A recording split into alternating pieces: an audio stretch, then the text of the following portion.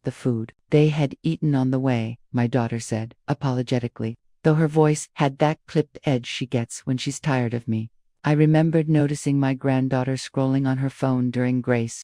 My son is watching the game on his. I'd excused myself to the kitchen and just stayed there, pretending to clean dishes that were already clean. I think I've been disappearing for years.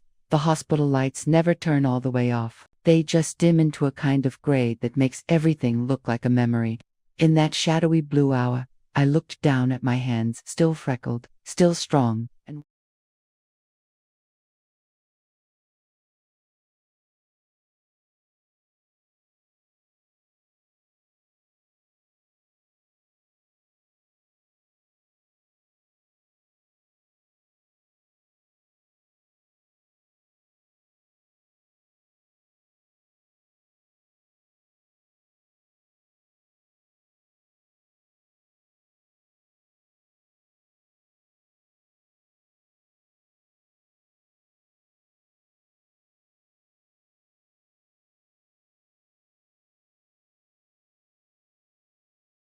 not for pneumonia, not for anything. There's a sound the machines make in the middle of the night, when no one's talking and even the nurses are whispering behind their station. It's a soft rhythm, a mechanical breath.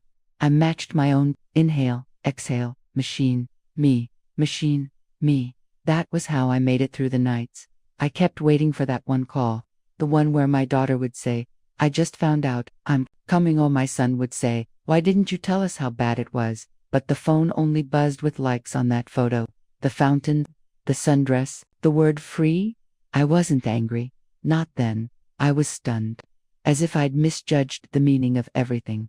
My motherhood, my sacrifices, my love. People think abandonment is loud.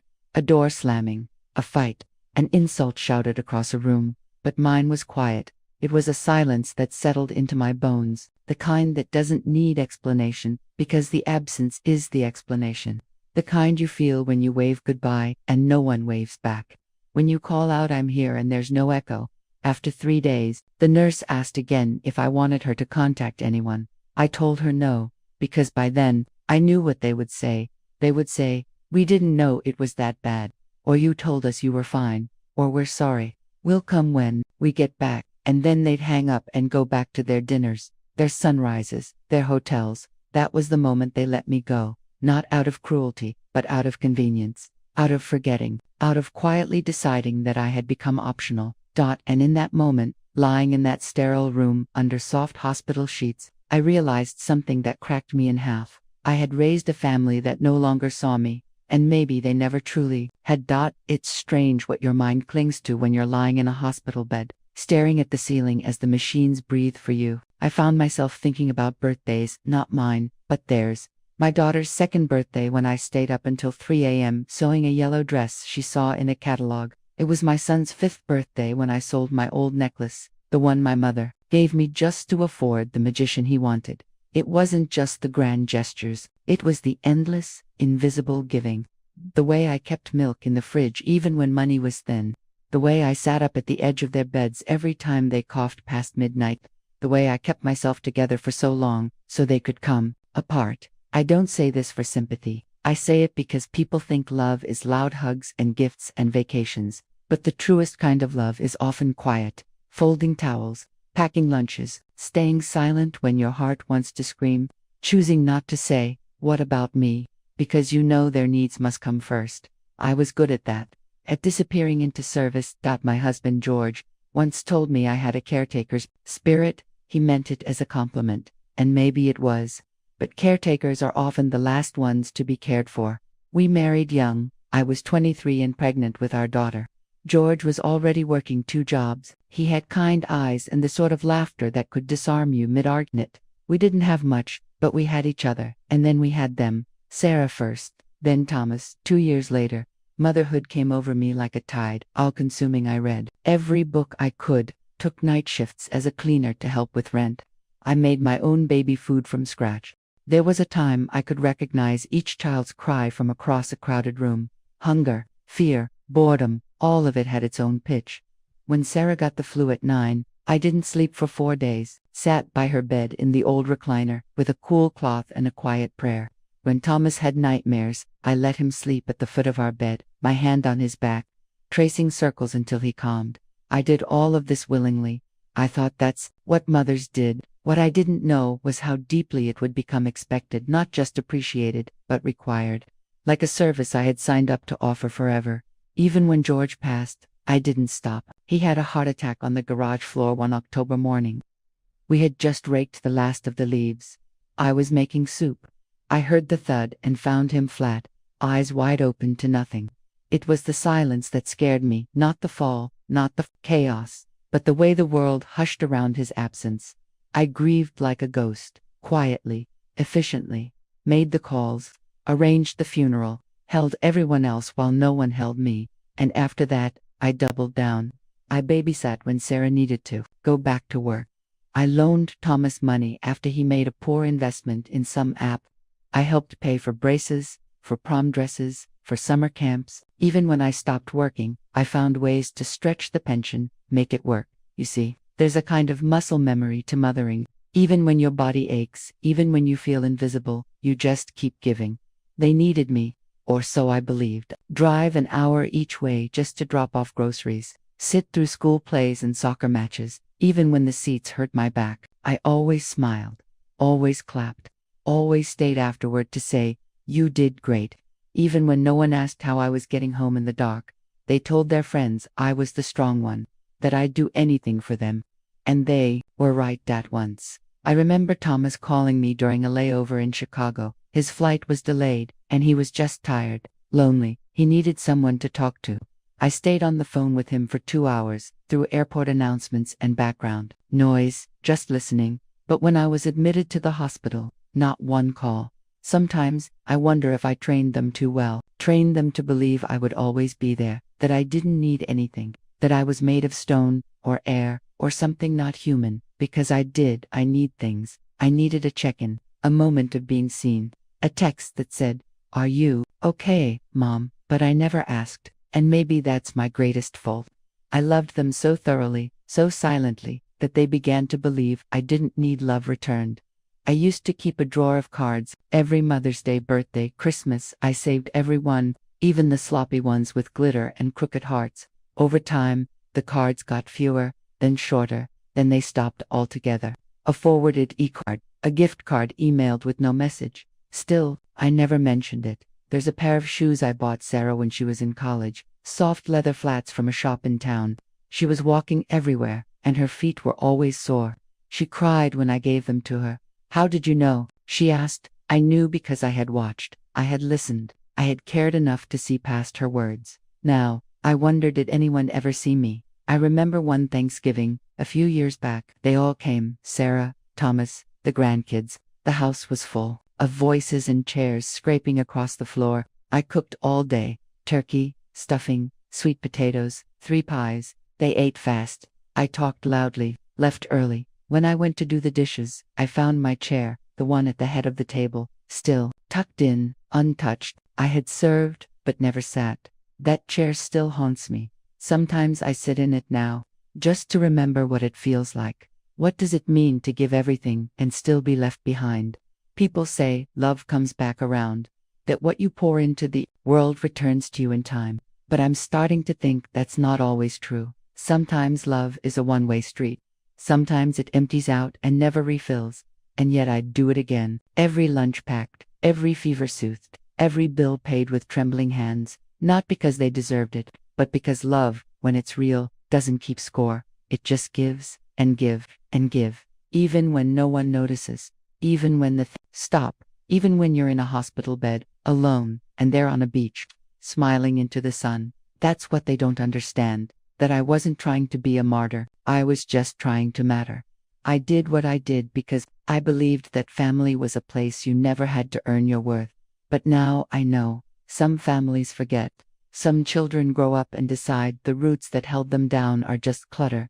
And I became cluttered. But a mother's heart doesn't forget. Not the birthdays, not the shoes, not the untouched chair, not the silence, not the giving, never the giving. There's a certain kind of pain that doesn't bruise, it doesn't bleed.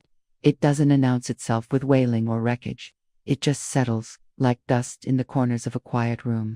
I think I started collecting those pains around the time I stopped being asked how I was sleeping. It wasn't dramatic, nothing ever was in my family. We were polite, practiced. Everything unspoken held behind tight smiles and punctual replies. But beneath the civility, things shifted. The invitations came later. The visits grew shorter. I became optional. The first quiet hurt, I remember, was the Christmas they forgot to pick me up. It was a rainy morning, maybe 7 years ago. Sarah had promised they'd come by 10. I had wrapped presents the night before, even baked ginger cookies with that orange zest she used to love. I wore my good sweater, the one George bought me before his last birthday, and sat by the window with my coat on, waiting. By 11:30, I texted her. No reply. One by one, I put the cookies in a tin and changed back into house clothes. They showed up just after 5, laughing, flushed from dinner somewhere else. "Oh, didn't Thomas say we'd had a change of plans?" she said, her keys still jingling in her hand. I smiled, said it was fine, pretended I'd napped all afternoon. But I hadn't. I had sat in that old armchair and watched the rain pull streaks down the glass, thinking how strange it was to feel forgotten on a day built for remembering. That's the thing about small hurts. They don't arrive with fireworks. They arrive with absences, with silence where care should be. There was the time Thomas called me late one evening, frantic about a missed payment on his car loan. I wired the money that night, but the next month, when I asked if he'd like to come over for tea, he said he was busy. He never asked how I was managing, never offered to return the money. Or the year Sarah stopped bringing the kids for Thanksgiving. "It's just too much travel," she said, though I lived less than 2 hours away. I offered to meet halfway. She said it would be easier to just FaceTime. We never did. Once, I offered to babysit when her sitter canceled. She said, "No offense, Mom, but I don't know if you can keep up anymore." That one stung more than she realized, as if all the years I chased after them barefoot through playgrounds and fevers had evaporated into a single dismissive phrase, "No offense." That's the preamble they use now, to soften the edge before they cut. "No offense, but we've got plans." "No offense, but you wouldn't understand." "No offense, but you don't need to come." 100 small cuts, all wrapped in good intentions. They still sent gifts on holidays, impersonal things, an Amazon card, a photo book I hadn't asked for. Once, Thomas mailed me a wine subscription. I don't even drink. He should have known that. But that's the ache, isn't it? The knowing. The fact that they stopped noticing. I used to keep a calendar with all their milestones, dentist appointments, project due dates, dance recitals. It made me feel connected, even from a distance. I'd text them good luck, or leave a voice message. Sometimes I'd get a heart emoji in return. More often, nothing. They told themselves they were busy. I told myself they'd remember next time. But they didn't. Even when I fell last winter and slipped on the porch steps bringing in the groceries, I didn't tell them. I lay there for nearly 15 minutes, the cold biting through my coat, before I crawled back inside. My wrist was swollen. I iced it with a bag of frozen peas. The silence afterward felt familiar, almost expected. They didn't call that weak anyway. There's an art to fading, and I think I mastered it without meaning to. It was my last call, the afterthought, the one they texted only when a school form needed an emergency signature, or when they needed someone to stay at the house and wait for the cable technician that said I was strong. That's the word they used, as if that strength was a reason to be left alone. But strength, when never reciprocated, becomes isolation. I went to a school play once, uninvited. My granddaughter was in the chorus. I sat in the back row of the auditorium, tucked behind a pillar. They hadn't told me about it. I'd seen it posted on Sarah's Facebook. She didn't see me there. Or maybe she did and didn't want to make a scene. Either way, when the show ended and the children filed off the stage, I waited, but no one looked back. It's amazing how invisible a mother can become in her own bloodline, and still I showed up, over and over, because that's what love taught me to do, to persist, to witness. Even when I was no longer being seen. There's a photograph on my mantle of all of us at the beach. Sarah was 13, Thomas 11. George had his arm around me, and the kids were laughing mid-run. I kept that photo because, in it, I was still needed. I look at it now, and I wonder if I was already fading then. Was there a moment when the shift began, when Mom became a role I had once played, instead of the anchor I believed I still was? Sometimes I wake up before the sun and sit by the window with a cup of tea, watching the world change color. It's the quietest part of my day, and somehow the loudest in my mind. That's when the memories visit. Sarah at 6, crying after her first school fight. Thomas called me from the dorm, homesick. George, humming in the garage, hands always dusty with something.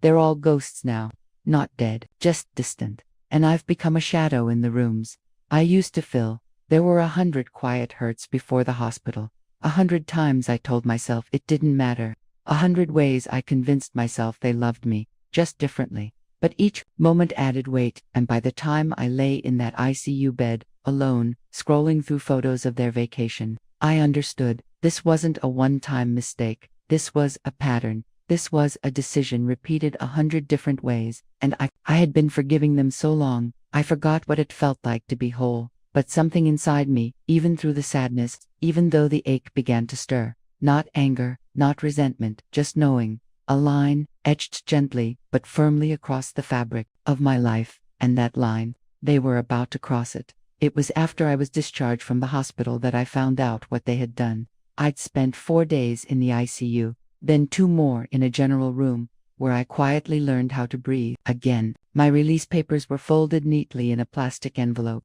The nurse wheeled me out to the curb where a driver I'd hired myself waited. My children were still overseas. When I got home, the house felt smaller, or maybe I felt further away from it. The curtains were still drawn the way I'd left them. The air smelled faintly of old lemon oil and medicine. I walked through the rooms slowly, touching things with quiet fingers, reacquainting myself with a life that had been on pause. The table still had the envelope. That envelope, a plain white rectangle I hadn't noticed before I collapsed. It sat half-buried under a coupon flyer and a grocery receipt. I opened it without thinking, still foggy from medication, expecting a bill or a church notice. But it wasn't either. It was from the bank. Inside was a notification of a change in co-ownership on my account, my primary checking account, the one where my pension and retirement savings were deposited. It now listed Thomas as an authorized co-signer. At first, I assumed it was a mistake, a clerical error, but I read it again and again. My hands trembled, not with rage, but with something colder, something deeper. Confusion. I had never signed anything. I would remember that. I sat down at the kitchen table, envelope in hand, and stared at the words until they stopped swimming. The letter was dated 2 weeks before my fall. 2 weeks. I had been healthy then, still walking to the store, still sending recipe emails to Sarah, still calling Thomas every Sunday. I called the bank the next morning. The woman on the other end of the line was polite, practiced, and distant. She confirmed the documents had been submitted online, said the signature had been digitally verified. I asked her to send me a copy. When it arrived later that week, I printed it out. There, in gray pixels, was my name, my signature, or something close to it. It was off. The loops are too tight, the slope a little wrong. But to someone else, it might pass. To a system, it already had. I stared at it for a long time, traced the letters with my finger. My own name was forged. The air in the room changed, thicker, quiet in a way that felt accusatory. I sat with it for hours. I didn't call him, not then, not out of fear, but out of restraint. I wanted to believe there was an explanation, maybe a misunderstanding. Maybe he thought it was something else to access in case of an emergency. Something innocent. But I knew better. This wasn't about help. It was about control. I went through my accounts, slowly, carefully. There had been no withdrawals, not yet, but the access was there. And the implication behind it, the assumption that I wouldn't notice, or worse, wouldn't matter, that did something to me I can't quite name. That was like watching a bridge fall that you didn't even know had cracks in it. The next week, I got a call from Sarah. Cheerful, distant. They were back. I had a wonderful time. Send me pictures. Asked how I was feeling.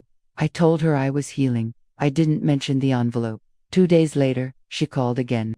This time, her tone was more business than warmth. Said she and Thomas had been discussing some options for me. Mentioned that maybe it was time to think about downsizing. Said it was all out of care. That phrase, all out of care. She suggested a senior living condo. Said it was near a walking trail. That there would be people my age. that she and Thomas could help with the move just to make things easier.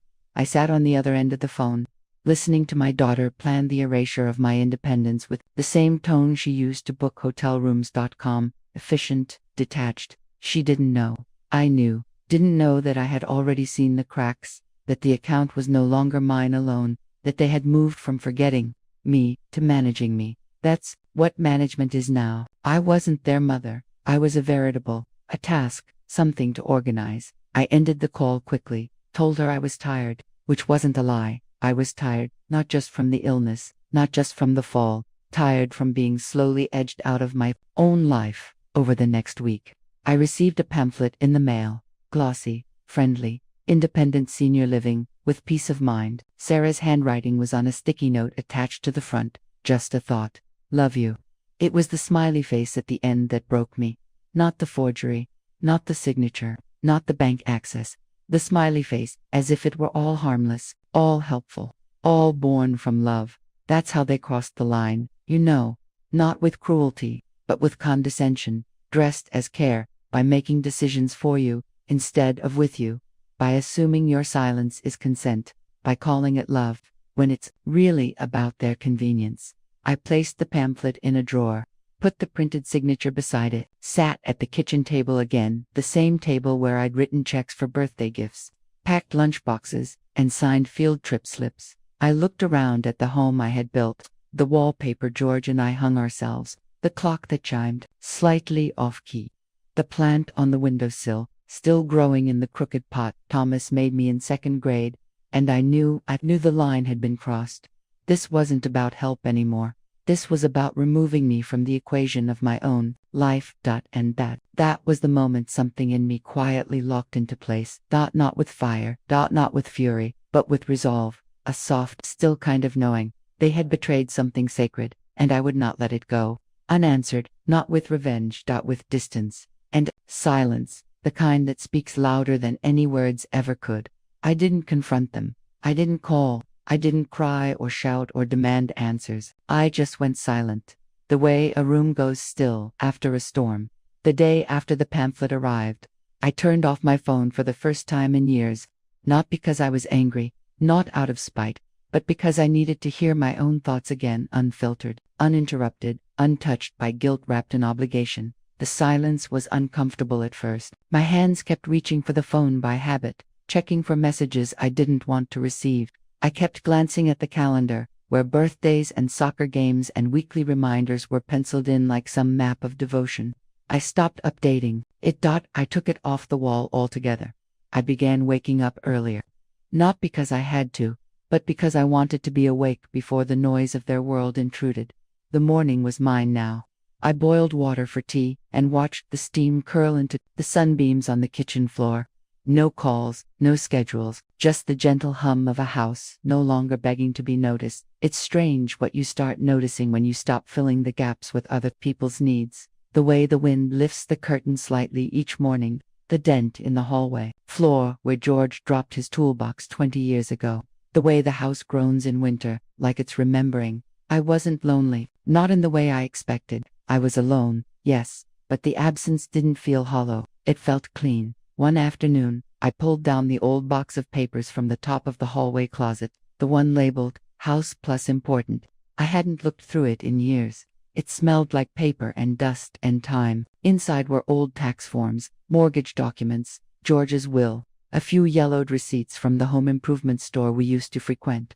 I spent that evening going through everything, piece by piece. No rush. I lit a candle, put on a record, treat it like a ritual. By midnight, I had a clear picture of what I still owned, what was in my name, and what had quietly shifted under my feet.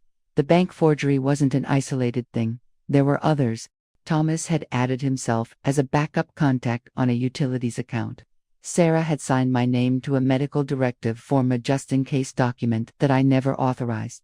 Small changes, paper cuts, easy to miss.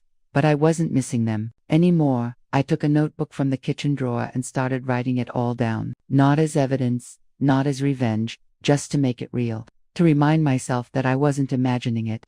That the erosion had happened slowly. Yes, but it was real.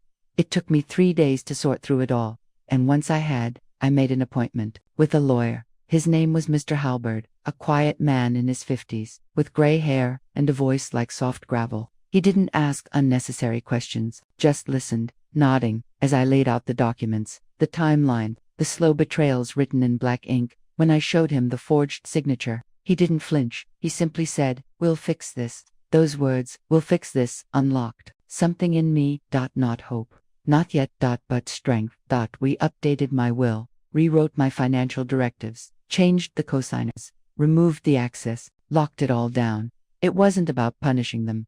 It was about reclaiming the ground beneath my own feet. For so long, I had been living reactively, answering their needs, smoothing their messes, waiting for their affection like rain in a drought. But now, the only person I was answering to was myself. I began to move differently at the grocery store. I no longer checked my phone between aisles. I took my time, bought the good jam, bought fresh flowers just because. I stopped keeping my phone by the bed, stopped waiting for late-night texts or guilt-laced voicemails. I even stopped forwarding them articles or recipes. I had been doing that for years with little digital breadcrumbs to say, "I'm still thinking of you."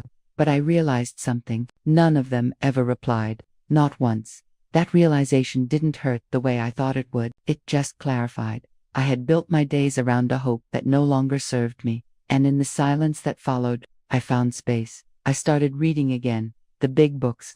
The ones with thick spines and stories that stretch for generations. I sat in the armchair by the window, the one I used to fold laundry in, and just let the hours pass. No one called.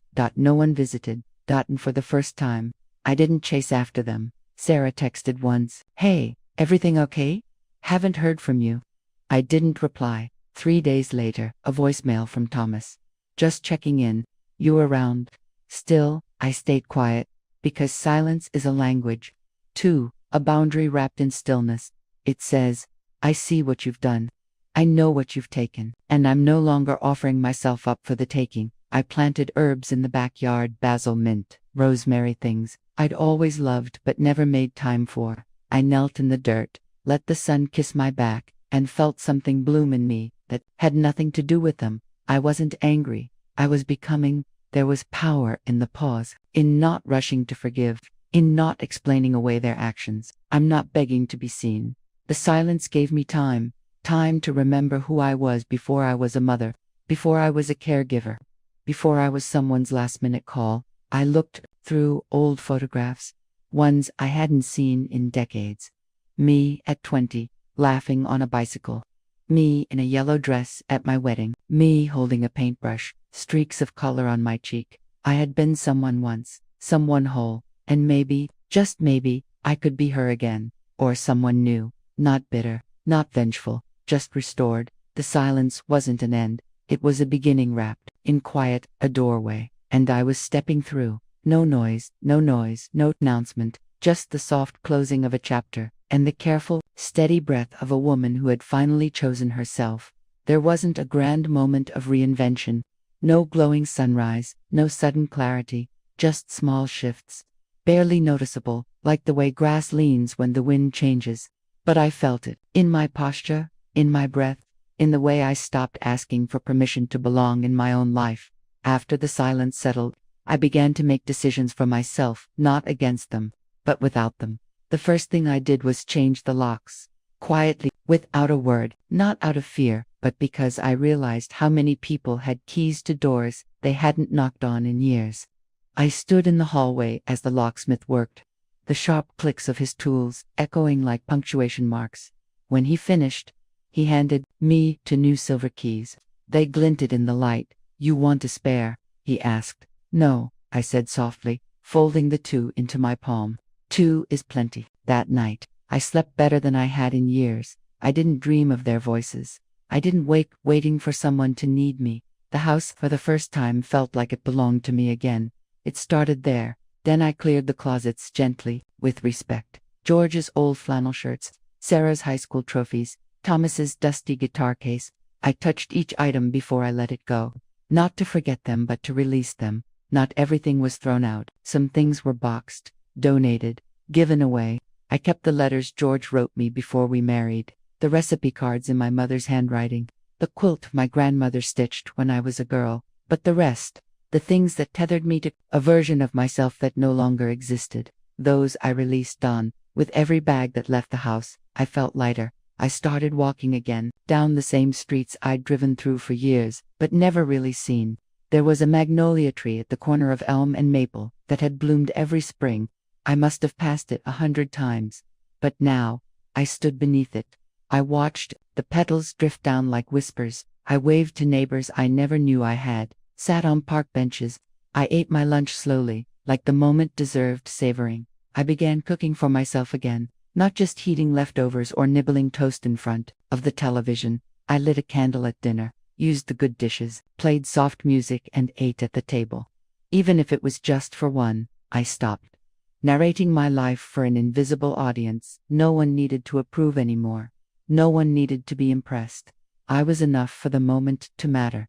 A month passed. And then, too, I joined a book club at the local library, something I hadn't done since my 40s. The first time I walked in, I felt out of place. My hands were sweating. But then someone smiled.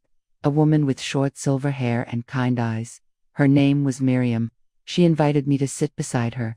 We talked about poetry and memory and the way books hold grief like an old friend. It reminded me that there were people who still spoke my language. That connection didn't have to be blood to be real. Around the same time, I signed up for a legal workshop at the community center. It was called Aging with Autonomy. I listened. I took notes. I asked questions, not because I was afraid, but because I was ready to be informed, ready to protect what was mine, not out of paranoia, but out of self-respect. One afternoon, I met with Mr. Halbert again. We finalized the documents, updated all the titles. He handed me the folder.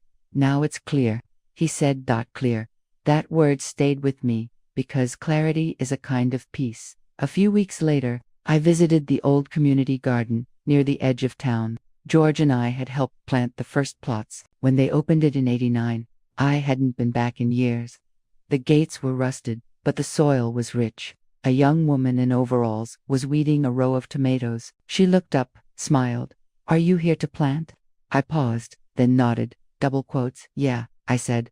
"I think I am." And so I did. A little patch, tucked near the fence, carrots, beets, and lavender. Something useful, something sweet, and something fragrant. It felt right. Every morning, I'd visit, tend water, let my fingers get dirty again. No one asked me to, no one needed it, but I did, and that was enough. I never told Sarah or Thomas about the changes I'd made. I didn't need to. They'd find out eventually, when the emails bounced, when the spare key no longer worked, when the lawyer sent them a copy of the revised trust, no longer a shared inheritance, but a charitable fund in George's name. I wasn't doing it to punish them. I was doing it to honor the version of myself I had buried beneath their convenience. Sometimes, we confuse love with endurance. We think to love someone is to let them chip away at us endlessly. But real love, it doesn't ask for silence in return for survival. It doesn't erase, it seems. It remembers. And what I remembered now was that I had a life before them, and I could have one after. It wouldn't be loud, it wouldn't be full, but it would be mine. Stopped checking my phone altogether. It stayed in the drawer most days, unplugged, unnecessary. I wrote in a journal. Nothing poetic, just lists. Sometimes, things I saw, things I felt, things I no longer wanted to carry. It's funny people think moving on looks like leaving. Sometimes it just looks like staying where you are, but no longer waiting for someone to return. I had waited for so long, for their gratitude, their recognition, their love in the language I spoke. But now I had turned inward. Not bitter, not closed. Just rooted, like lavender, soft, but still growing. They didn't notice at first that the absence of me was quiet, like my presence had been. No big scene, no confrontation. Just a slow unraveling of the thread they thought would always be there, tugged gently until they looked down and realized something was missing. The first time they felt it, I imagine, was in the moments they didn't even register as needing me. Like when Thomas had his annual tax headache and couldn't find the login to the family accountant's site because it had always been me who handled it. Quietly, automatically, I'd remind him each March, email the forms, organize his receipts into folders, even the ones he barely bothered to scan. The emails went unanswered. The password had been changed. The accountant retired, and the silence answered in my place. Sarah likely noticed next, when her daughter needed a last-minute pickup from ballet and the sitter cancelled. I used to keep that day open just in case. Even when they never asked. Even when they rarely said thank you. I'd rearranged doctor appointments, skipped library days, just to be the invisible net beneath their busy lives. But now I was a locked drawer they couldn't open. She called once that month, left a message, said she was just checking in. Her voice was clipped, the kind you use when you expect someone to apologize. I didn't call back. I didn't owe her that anymore. I think that's when it truly started to settle in, that I had quietly completely withdrawn the currency of myself from their world, not as punishment, not as a game, but as a return to equilibrium, because I had given, and given, and given. And now, the well has run dry. I heard through a mutual friend that Sarah had posted a long note online, something about the changing role of parents, and how some people close off instead of talking things through. It wasn't addressed to me, not directly, but I knew my outline was beneath every word. She wanted to paint herself as the grieving daughter. She didn't know I wasn't dead, just done. I still saw them sometimes, not in person, but in the digital noise I hadn't quite escaped. Sarah at a brunch table, captioned "Grateful for this life." Thomas on a golf course, laughing beside some colleagues I didn't recognize. Their lives continued. Of course they did, but the scaffolding was gone, and slowly, it began to show. My absence wasn't loud, but it was necessary. Birthdays passed without my handwritten cards. Holidays came without the usual casseroles and carefully chosen gifts. No more early morning reminders. No more emergency babysitting. No more automatic forgiveness. Wrapped in silence. What they lost wasn't just my help. They lost my heart. And you can't replace that with convenience. I heard from Miriam, my friend from the book club, that Sarah had asked around for a caregiver recommendation. She said something about how things were getting complicated with me, that she wanted someone to handle things now that I was being difficult. Difficult. That word caught in my throat. For decades, I had twisted myself into knots to avoid being a burden, to be agreeable, soft, accommodating. But now that I have stepped back, now it is difficult to know. Sarah, it wasn't difficult. I was done being useful on your terms. Thomas sent a birthday gift that year. It was late, impersonal, a sweater 2 sizes too large, no card, no message. I gave it to the donation bin at the church, because I no longer needed placeholders for affection. There's a certain clarity that comes from watching people reveal who they become when you stop orbiting around them. They became uncertain, short-tempered, a little more lost, because I had been the glue, the quiet tether, the one who remembered the recipes, who called the cousins, who sent the emails, who reminded them of their father's death anniversary. Without me, they had to reach, and when they reached, I was no longer there. One day, I opened a letter from a bank, the same one Thomas had tried to access. It was a form confirming the changes I'd made. At the bottom, underlined in neat print, it said, "No additional parties may act on this account." I folded it and placed it in my desk drawer, not out of fear, but because it was a symbol, of finality, of protection, of choosing myself. What they lost without me wasn't dramatic. There was no scandal, no lawsuits, no cutoff in the legal sense, just a steady, irreversible shift. I had become unavailable, and without me, the machine they had built, the one powered by my endless labor, my quiet love began to sputter. Holidays became shorter. Calls became more strained. The group chat grew quiet, because the keeper of the stories, the maker of the plans, the soft place to land, was no longer logging in. I walked through my days differently, with more ease, with less apology. I bought myself a new chair for the garden, one that didn't creak. I sat in it with a cup of lemon tea, and let the sun warm the sides of my face. I kept a new journal, not for grievances, but for gratitude, noticing how lavender grows back each year, even after a hard winter, how the sky changes colors in layers, never all at once, how peace isn't a sudden event, but a slow arrival. Sometimes, I wondered if they truly understood what they had lost, not the version of me who picked up dry cleaning or bought the birthday cake, but the real me, the woman who remembered every allergy, who cried alone in the laundry room when they left for college, who prayed silently for their safety every time it stormed. The woman who carried their childhoods in her hands like glass, carefully, lovingly, with reverence. That woman had stepped away. Not vanished, not destroyed, but reserved for herself. And I think that's what they never imagined, that I would choose myself, that I could be whole without their need, that I would find life again in places they never thought to look. But I did. In the quiet, in the dirt under my fingernails, in the smiles of new friends who didn't want anything from me but presence, in the growing realization that they had not just lost a caretaker, they had lost a witness, a route, a home, and without that, even the brightest vacations start to feel like running. I wasn't watching them anymore, and in that absence, I wonder if they began to see themselves more clearly, because sometimes, the only way for others to understand your value is to disappear from the role they assumed you'd never leave. It had been 8 months since I went silent when I finally wrote the letter. Not to them, to myself. It began on a Tuesday late afternoon. The house was still, except for the gentle rattle of the wind against the kitchen windows. I had just come in from the garden, my knees dusted with soil, the scent of rosemary still clinging to my sleeves. There was nothing urgent to do, no calls to return, no tasks waiting in the background. Just me and the quiet. And in that quiet, the need to speak to someone, to something began to rise, not out of loneliness, but from recognition.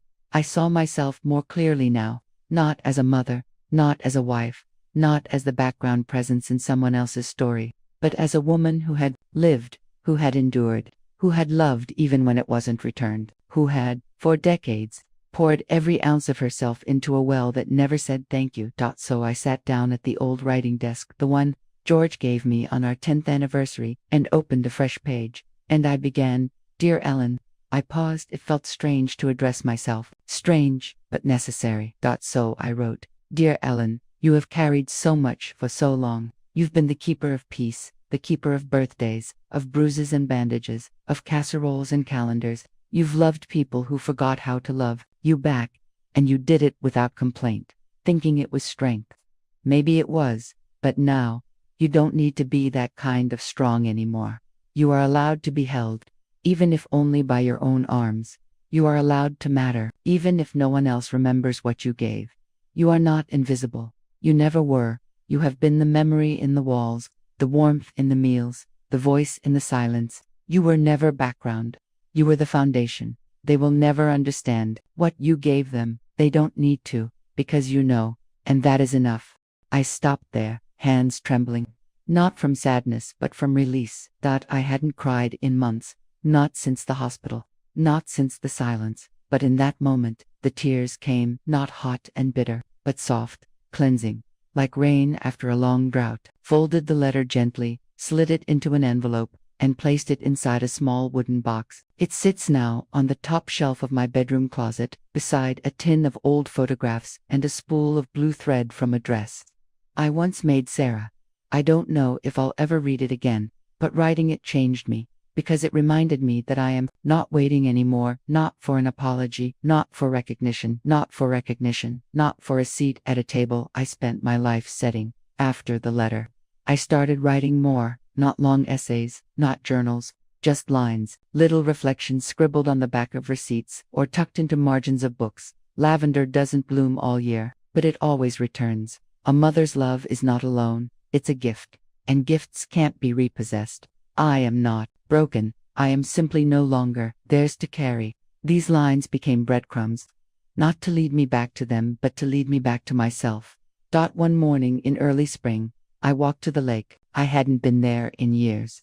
The path was uneven, and the air still held winter's edge, but I made it, sat on a worn bench overlooking the water, the sky soft and gray above it. In my coat pocket was another letter, this one, to George. I had written it over several days. In it, I told him everything, about the silence, the distance, the forgery, the way our children had turned love into obligation and called it care.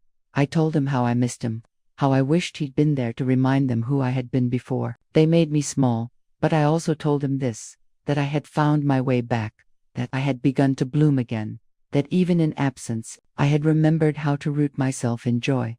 I folded that letter and tucked it under a flat stone near the edge of the water, beneath the birch tree where we once kissed in the fall of '74. It felt right. Like closing a chapter with grace.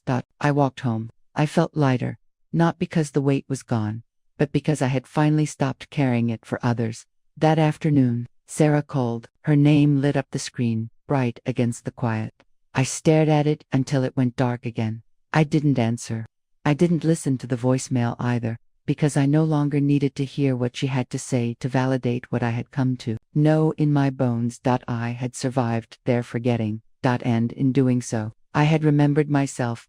One day, they may reach out with sincerity. One day, they may ask why I went silent, why I stopped showing up, and if they do, I might tell them the truth. Or maybe I won't. Maybe the letter I wrote will be the only answer they ever get, not because I want to hurt them, but because not all healing requires an audience. Some of it is just for me, the act of putting pen to paper, of naming what was lost, of writing Dear Ellen and meaning it. That was a miracle. That was the return, not to them, but to myself, the woman who knew how to make a home from nothing, who knew how to carry a family on her back and still sing while doing it. The woman who planted lavender because it reminded her that softness is not weakness. The woman who, in the end, wrote herself back into the center of her own life.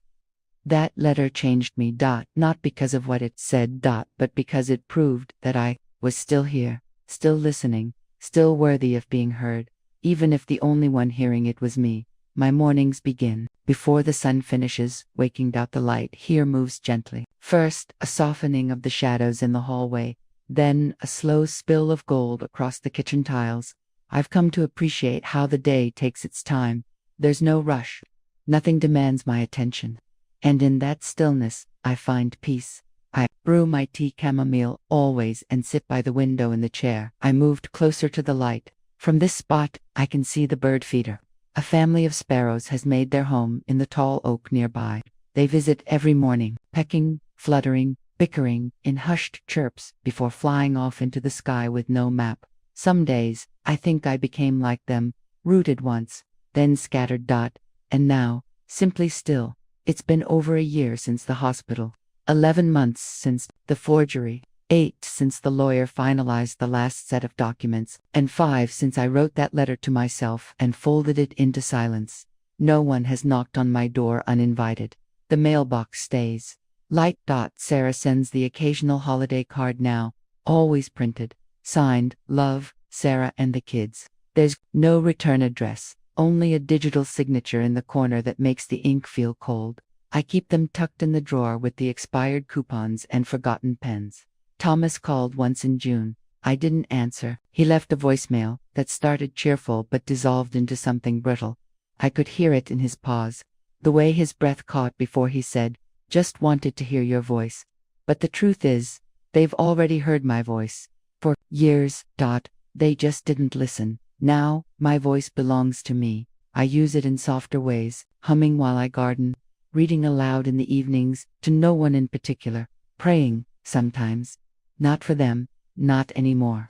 But for the soil, for the sky, for the small hopes that grow in the cracks of my days. The community garden is blooming. My carrots came in late, but strong. The lavender flourishes taller than I expected. There's a quiet joy in the tending, the rituals, the way your hands come away smelling of earth and possibility. Miriam and I meet on Thursdays. We sit under the shade of the arbor, trading stories, passing books back and forth. We don't speak of our children. Not in anger. Not in sorrow. Just not at all. We talk about dreams we had in our 20s, about places we never saw, about the taste of ripe strawberries and the price of good yarn. It's enough. I sometimes walk to the post office just to stretch my legs. The woman behind the counter, Lydia, knows my name now. She sets aside the local newsletters for me, even when they're mostly ads and town notices. I like the feeling of being remembered in small ways. I've started journaling again, but not about pain. I will write about the weather, the way the clouds looked like feathers on Sunday, the smell of cinnamon in the grocery store, the exact sound of rain on the porch roof. Because life, in its quietest forms, is still full. And maybe that's the part no one tells you, that peace isn't made of big gestures or perfect reconciliations. It's found unremarkable in the slow mornings, the empty inbox, the plate of toast made just the way you like it. I no longer check their profiles. I no longer imagine their voices on the other end of the phone. I no longer count the holidays we've missed or the ones we faked, because something shifted. Not in them, in me. I no longer mourn the mother I was to them. I honor her. She was good. She gave too much.